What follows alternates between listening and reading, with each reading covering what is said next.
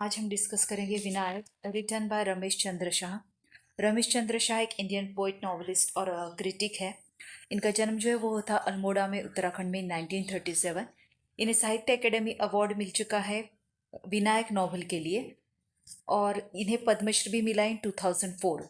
आज जो हम डिस्कस करने वाले हैं विनायक, रिटन बाय रमेश चंद्र शाह, ये एक नॉवल है। इसे एज अ सिक्वल भी देखा जाता है, गोबर गणेश, जो कि इनका फर्स्ट नॉवल है, उस नॉवल का।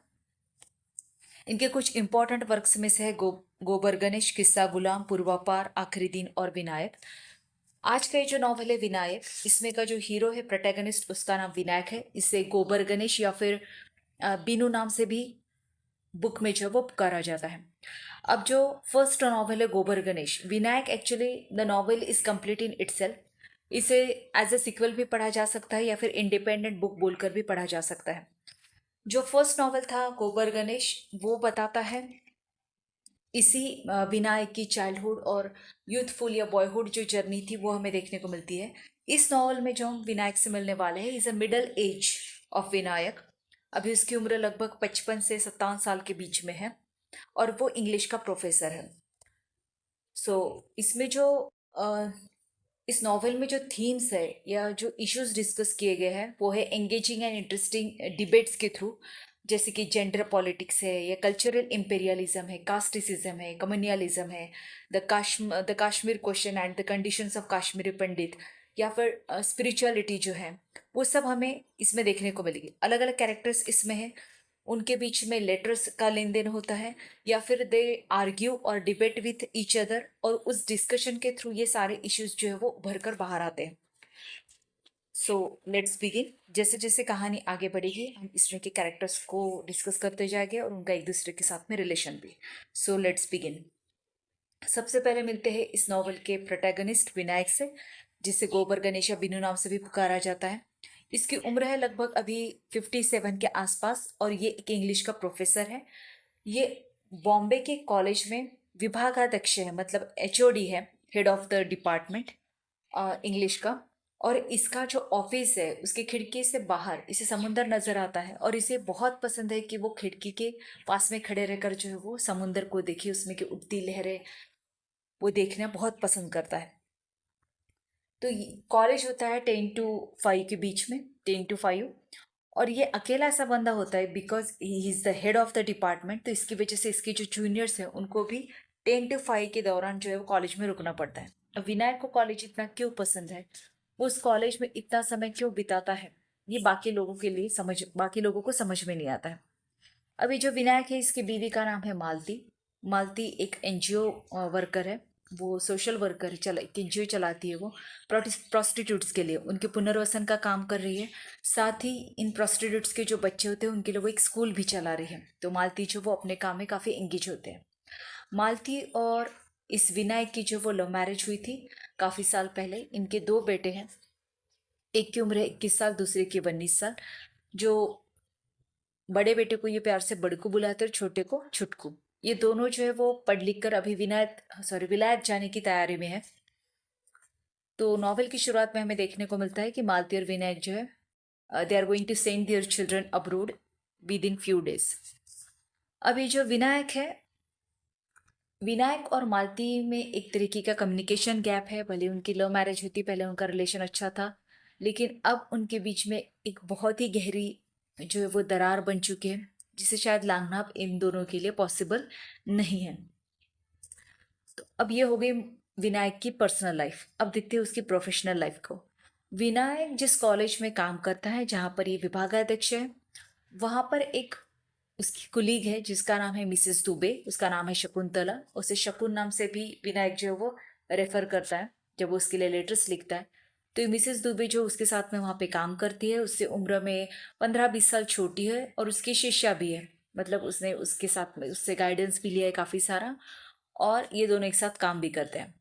तो ये जो मिसेस दुबे है, इसके लिए अ, विनायक के दिल में जो कहीं ना कहीं एक सॉफ्ट कॉर्नर होता है। जब भी कुछ डिस्कस करना होता है तो only Mrs Dubey has the right to enter his cabin directly. ये सिर्फ उसी को अधिकार मिला हुआ है। जनरली वो विनायक के केबिन में आके बैठती है। तो नॉवल की शुरुआत में तो हमें पता नहीं चलता कि उनका रिलेशन एग्जैक्ट क्या है, लेकिन जब हम नॉवल को पढ़ते हैं तो Vinayak, the way he looks at her and appreciates her beauty, the way she smiles, the way she handles all the issues what ever he discusses with her, तो उसकी बुद्धिमत्ता, द वे शी स्माइल्स, ये सब विनायक जो है वो बहुत ज़्यादा अप्रिशिएट करता है. So we get the glimpses of their relation somewhere. लेकिन नॉवल की शुरुआत में ऐसा कहीं नहीं दिखता है कि they have a romantic relationship. तो ये है मिसेस दुबे. मिसेस दुबे का जो है वो डिवोर्स हो जाता है, लेकिन ये बात विनायक को काफ़ी बाद में पता चलती है. अब ये होगी प्रोफेशनल लाइफ में. और उनके रैना नाम का एक बंदा है जो कि हिस्ट्री का प्रोफेसर है उसी कॉलेज में. देन विनायक के कॉलेज में एक प्रसादी नाम से जो पियोन होता है, जो राह देखता रहता है कि कब वो घर जाए, लेकिन विनायक जो वो खिड़की के पास में खड़ा रहकर अक्सर जो समुद्र को देखता रहता है. विनायक 1 साल के लिए फॉरेन भी जाता है as a guest lecturer Welsh में. वहां पर भी वो पहाड़ों को जब भी देखता है तो उसे अपना बचपन याद आता है, स्पेशली अल्मोड़ा, जहाँ पर वो अक्सर ऐसे पहाड़ जो है वो देखा करता था. सिमतोला नाम की पहाड़ी है जहाँ पर वो स्नोफॉल देखा करता था. तो जब वो वेल्स जाता है तो उसे वो सब बहुत ज़्यादा याद आता है. 1 साल बाद में वो वापस बॉम्बे आ जाता है और एज अ विभागाध्यक्ष जो है वो ज्वाइन कर लेता है. जब वो वेल्श में रहता है 1 साल तक, तो उसकी मुलाकात वहाँ पे होती है मार्गारेट नाम की लेडी से, और उसके साथ में उसका रोमांटिक रिलेशनशिप जो है वो डेवलप हो जाता है. मार्गारेट जो है वो भी ऐसे ही इंग्लिश लिटरेचर से रिलेटेड एक व्यक्ति होती है. वो रिसर्च कर रही होती है. उसने थीसिस लिखा, मतलब उसका थीसिस लिखना जो वो इन प्रोसेस रहता है. तो विनायक और मार्गारेट के बीच में जो रोमांटिक रिलेशनशिप डेवलप हो जाता है. और जब विनायक वहाँ से वापस आता है वेल्श से, तो ही लुक्स क्वाइट यंग. उसके बच्चे भी उसे कॉम्प्लीमेंट करते कि अभी आप ऐसे लग रहे हो जैसे जवान हो गए हो. But after 15 days of stay with his family and in India, again he became the same middle aged man. तो उसके बच्चे इस चीज़ पर भी कमेंट करते हैं. खैर, विनायक की जो रिलेशनशिप होती है मार्गारेट के साथ में, ये मालती को नहीं पता होती है. उनके बीच में लेटर्स का आदान प्रदान होता है और कॉल्स भी होते हैं, लेकिन मालती को इस बारे में कोई आइडिया नहीं होता है. विनायक और मालती के बीच में कम्युनिकेशन ना के बराबर होता है. तो खैर, ये हो गई इस विनायक की एक प्रोफेशनल लाइफ. अब ये जो अ, विनायक है, ये बहुत ही एक्साइटेड होता है एक दिन, और अपनी जो मिसेस दुबे है वो जैसे ही केबिन में आती है तो उसका जो एक्साइटमेंट है वो देखकर वो पूछती है कि भाई सो एक्साइटेड. तो विनायक उसे बताता है कि उसका एक लेटर आने वाला था, और वो लेटर होता है उसके बचपन का दोस्त लच्छू का. तो लच्छू का लेटर जैसे ही उसे मिलता है तो ही गेट्स वेरी मच एक्साइटेड, लेकिन उसे नहीं पढ़ता है because he wants to maintain that excitement.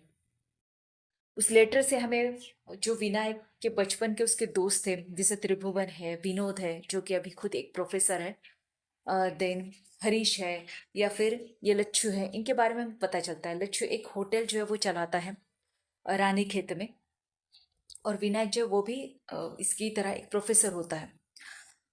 तो विनायक जो है वो बहुत सालों बाद में उसकी जो सारी यादें होती है बचपन की वो ताज़ा हो जाती है. लच्छू जो वो लेटर में उसे अपने बाकी दोस्तों के बारे में भी बताता है, और उसे इनवाइट करता है कि वो यहाँ आए, क्योंकि उसे स्नोफॉल देखने का बहुत मन होता है विनायक को. तो वो उसे इनवाइट करता है कि तुम आओ और हम यहाँ पर स्नोफॉल देखने चले गए. लेकिन ऐसा सहयोग कुछ बन नहीं पाता है. अब ये जो विनायक को जब लेटर मिलता है लच्छू का, तो उसकी सारी यादें जो है वो ताज़ा हो जाती है. अब वो लच्छू का एक दिन फोन आता है सुबह 4 बजे, और वो बोलता है कि यहाँ पर स्नोफॉल हो रहा है, तो तुम अगर चाहो तो आ सकते हो. लेकिन जैसे ही मालती को ये बात पता चलती है कि सुबह 4 बजे उनके दोस्त का फ़ोन इसलिए आया because there was a snowfall, so she gets irritated. उसे वो ये समझ में ही नहीं आता है कि why Vinayak is so excited for seeing the snowfall. मतलब उसकी जो भी इमोशंस है, एक्साइटमेंट्स होती है, उससे कभी भी मालती मैच नहीं कर पाती है. मालती को स्नोफॉल में थोड़ा भी इंटरेस्टिंग होता है. एक दिन त्रिभुवन का कॉल आता है कुछ देर बाद में, लच्छू की कॉल के बाद में, क्योंकि विनायक बोलता है कि अभी वो इमीडिएट तो नहीं आ सकता है स्नोफॉल देखने के लिए, लेकिन अगर कुछ तस्वीरें मिल जाए तो ही विल बी हैप्पी. तो इसलिए त्रिभुवन कॉल करता है, और वो फिर बताता है कि दैट दे फॉलो गुरु, जिसका नाम ज्ञान योगी गुरु होता है. फिर उसके बारे में थोड़ी वो बातचीत करता है, इन्फॉर्मेशन देता है. और तभी विनायक जब उसे उसकी फर्स्ट पोएम जो सुनाना चाहता था, which was regarding the snowfall.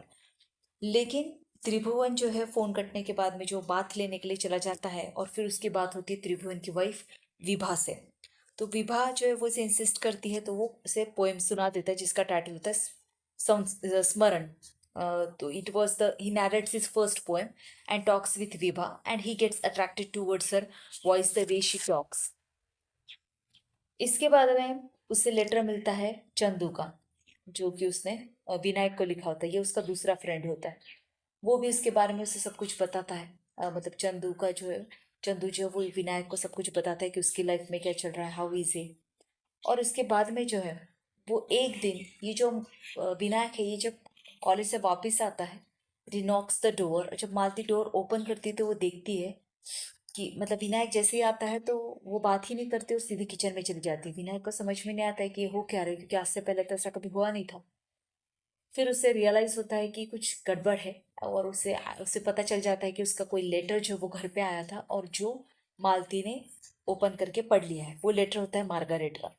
अब मार्गारेट ने उस लेटर में ऐसा क्या लिखा है जिसकी वजह से मालती नाराज हो गई है, इसके लिए पहले जाके विनायक जो उस लेटर को पढ़ता है। और उस लेटर में जो कुछ भी लिखा होता है उससे मालती ये समझ जाती है कि अ, विनायक का जो है वो फॉरेन में किसी के, मार्गारेट नाम की लड़की के साथ में जो वो अफेयर था करके। अब विनायक जो वो मालती को काफी समझाने की कोशिश करता है, लेकिन मालती को समझने के मूड में नहीं थी। वो उसे काफी घुमाने की कोशिश करता है, मगर कोई पैतरा जो विनायक का नहीं चलता है। इसके बाद में विनायक जो वो काफी कोशिश करता है कि मालती को समझा सके। मालती जो वो से डिवोर्स लेना चाहती है। She was very angry at that moment.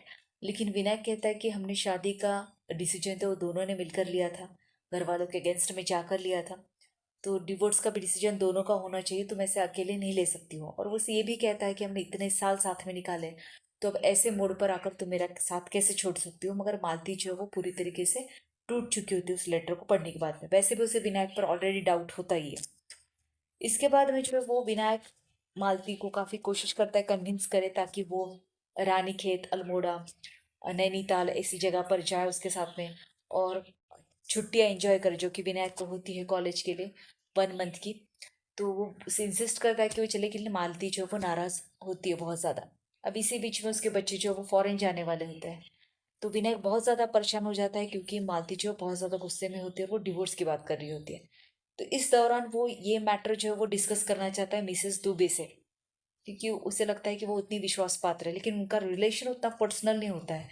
मतलब वो पर्सनल टॉपिक्स पर इतना ज़्यादा डिस्कस नहीं करते हैं। तो विनायक को कहीं ना कहीं एक छोटापन भी महसूस होता है कि वो कैसे खुलकर ये सारी बातें जो है वो इसको बताए।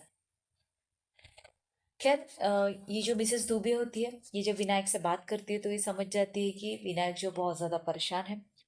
और इसके पीठ पीछे, विनायक के पीठ पीछे मालती जो है वो, सॉरी, मिसेस दुबे जो मालती से जाकर मिलती है, उसके आश्रम में जाती है और उसे वहां पे कुछ डोनेशन भी देती है। मिसेस दुबे मतलब शकुंतला और मालती के बीच में इतनी अच्छी फ्रेंडशिप हो जाती है कि वो उसे दीदी बुलाने लगती है। मालती को एज ए एल्डर सिस्टर वो उसे ट्रीट करती है, और ये इसे एज अ यंगर सिस्टर। तो दोनों का रिलेशन जो काफी स्ट्रांग हो जाता है। खैर, विनायक को जब ये पता चलता है कि बिकॉज ऑफ मिसेस दुबे मालती का और उसका रिलेशन जो वो पैचअप हुआ है, विनायक का और मालती का, तो उसे मिसेस दुबे का कैरेक्टर ही समझ में नहीं आता है कि ये कैसे मैजिशियन है करके, क्योंकि उसने तो सोचा ही नहीं था कि मालती कभी भी उसके साथ में ठीक से बात भी करेगी।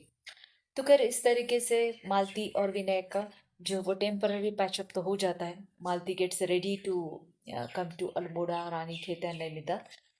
अब ये जो इसका दोस्त होता है विनोद, प्रोफेसर विनोद, वो जो है बात करता है एक दिन विनायक से, लेटर लिखता है विनायक को, सॉरी।